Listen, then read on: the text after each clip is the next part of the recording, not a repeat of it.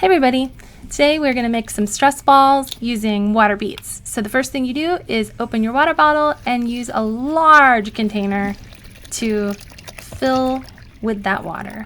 You're not going to need all the water beads I gave you. You'll probably only need a quarter of them, but add as many as you want if you want to play with some afterwards.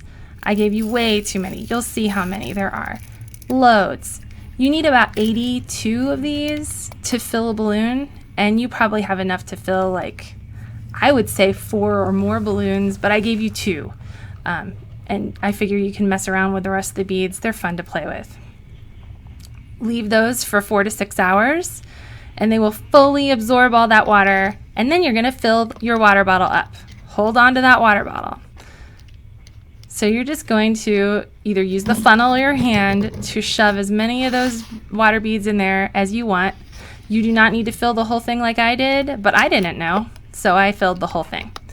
Put your balloon over the nozzle of the water bottle and then just squeeze the bottle and your beads will fall into the balloon. It's pretty straightforward. You'll get to a point where you can't get any more in there, and if you stop squeezing, the water bottle will suck the beads back into itself. So just give up when that happens and tie off your balloon.